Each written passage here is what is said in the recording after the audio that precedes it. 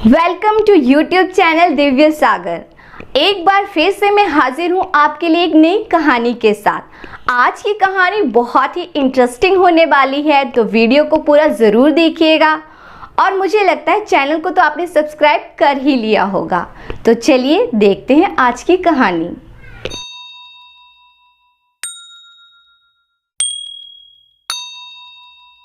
सरेसा नाम के गांव में एक व्यापारी रहता था। उसे जुआ खेलने की लत थी। एक बार वे जुए में अपनी सारी संपत्ति हार गया। इससे उसे इतना दुख हुआ कि एक दिन वह मर गया। उसकी पत्नी उस समय गर्भवती थी। कुछ दिनों बाद उसने एक पुत्र को जन्म दिया। उन दिनों उसके घर में बेहद तंगी थी। व्यापारी की पत्नी ने अपने इकलौते बेटे को जैसे तैसे पाला। जब लड़का 5 साल का हुआ तो वह अपने पुत्र के साथ पति के एक धनिक मित्र की शरण में चली गई। वहाँ वह 12 वर्ष तक रही। एक दिन अवसर पाकर लड़के की माँ ने पति के मित्र से प्रार्थना की कि सेठ जी, मेरे पुत्र को कुछ पढ़ा लिखा देते तो वह अपने पांव पर खड़ा हो जाता। लड़के की माँ की प्रार्थना पर सेठ ने एक अध्यापक को उसे पढ़ाने के लिए रख लिया। उस अध्यापक ने उसे कुछ पढ़ना लिखना और हिसाब किताब सिखा दिया। एक दिन की बात है कि वह लड़का सेठ के दरवाजे पर बैठा चुपचाप कुछ सोच रहा था। आगे क्या होगा, इस चिंता में उसकी आंखें गीली हो गई। उसी समय उसकी माँ भी वहाँ आ गई। माँ ने आंचल से बेटे का मुंह पोंछते हुए कहा, बेटा तुम क्यों रोते हो? तुम व्यापारी के लड़के हो, इसलिए कोई छोटा मोटा धंधा शुरू कर दो। पास के मोहल्ले में एक सेठ रहता है जो दीन दुखी लड़कों को व्यापार में पूंजी लगाने के लिए बिना ब्याज के पैसे उधार देता है। तुम उनके पास जाओ और उनसे कुछ रुपए ले आओ। सवेरे होते ही लड़का सेठ के पास गया। जिस समय वो उस सेठ के घर पहुंचा, वह किसी लड़के को डांटते हुए समझा रहा था कि तुम इस तरह अपने जीवन में कुछ नहीं कर सकोगे। जो आदमी मेहनत नहीं करता है वह कोई काम नहीं कर सकता। अगर तुम अपने जीवन में मेहनत नहीं करोगे तो तुम्हारा जीवन बेकार चला जाएगा।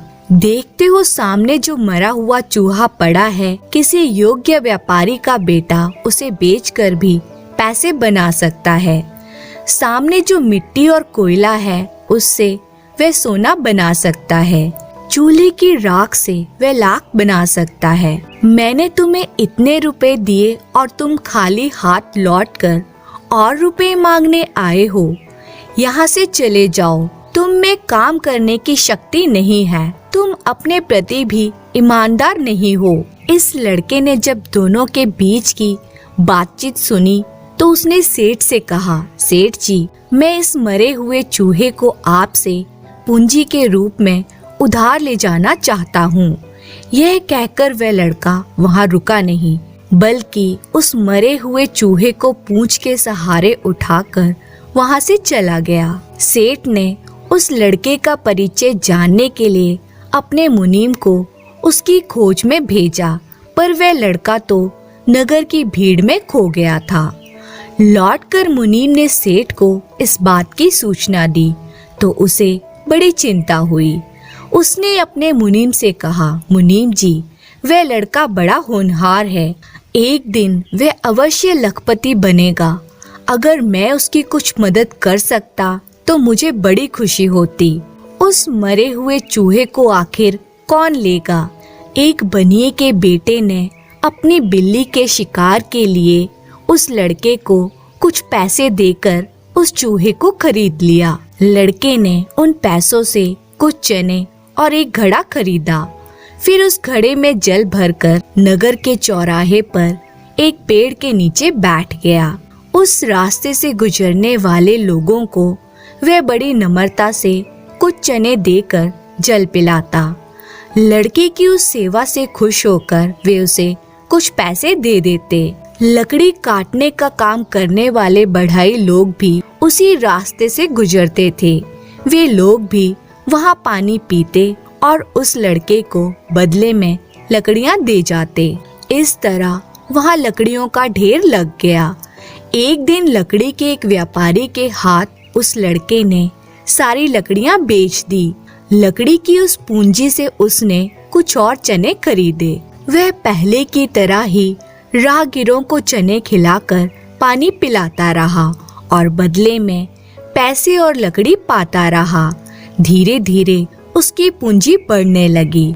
जब उसके पास कुछ ज्यादा पैसे हो गए तो वह लड़का भी लकड़ियां खरीदने लगा। उन लकड़ियों को बेचकर उसे बड़ा लाभ हुआ। लेकिन वर्षा ऋतु के आने से लकड़ियों का धंधा मंद पड़ने लगा। लोग पानी भी कम पीने लगे। तब उस लड़के ने चौराहे पर जमा लकड़ियों को लेकर बाजार में बेच दिया और उसी पूंजी से वहां उसने एक दुकान खोल दी। थोड़ी ही दिनों में उसकी दुकान चल पड़ी। रोज के काम में आने वाली सभी चीजें उस दुकान पर सस्ते दामों में मिल जाती थी। लड़का कुछ ही दिनों में बड़ा व्यापारी बन गया। उसने वहां अपने लिए एक मकान बनवा लिया। उसमें वे अपनी माँ के साथ अच्छी तरह से रहने लगा। एक दिन जब वे अपनी दुकान पर बैठा था, उसे अचानक उस सेठ की याद आ गई जिसके यहाँ से वह मरा हुआ चूहा लाया था। उसने उसके ऋण से मुक्त होने के लिए सोने का चूहा बनवाया और उसे साथ लेकर सेठ के यहाँ गया। उसने सेठ से कहा, सेठ जी, आपके चूहे ने मुझे लखपति बना दिया है। मेरे जीवन की धारा ही बदल दी है। सेठ उस घटना को भूल गया था। जब लड़के ने सारी कहानी सुनाई तो उस पर वह इतना मुग्ध हो गया कि सेठ ने उसे अपने पास गद्दी पर बिठा लिया। बाद में अपनी लड़की का विवाह उसके साथ कर दिया। तो इस तरह लड़का अपनी बुद्धिमानी से एक बड़ा व्यापारी बन गया और सुखी से अपना जीवन व्यतीत करने लगा। धन्यवाद।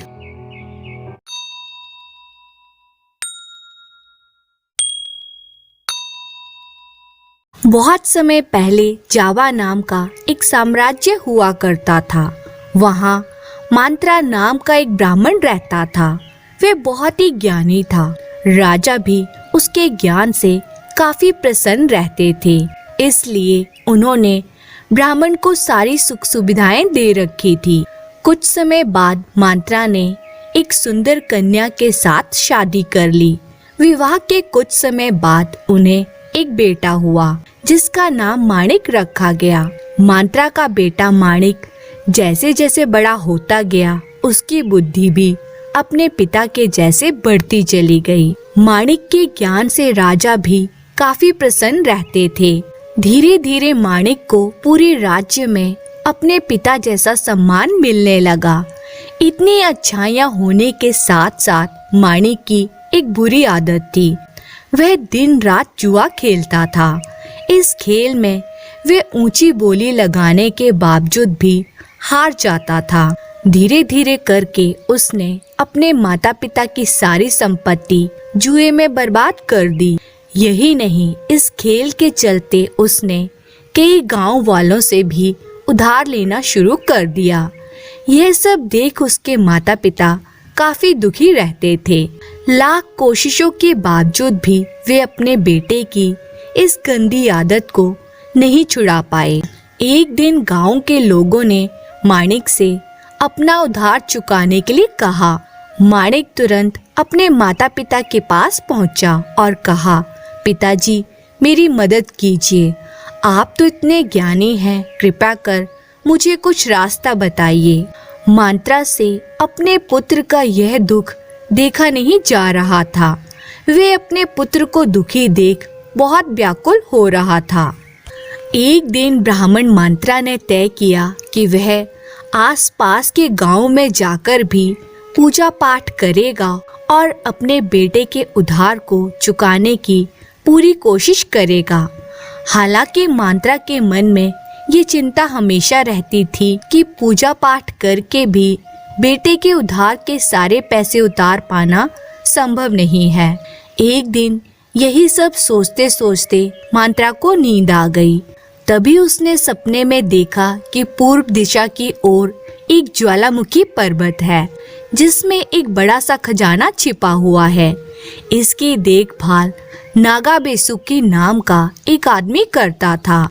उस सपने में उसे यह पता चला कि उसे नागा बेसुकी से मदद मांगनी चाहिए। जब मांत्रा की नींद खुली तो वह काफी चकित हुआ।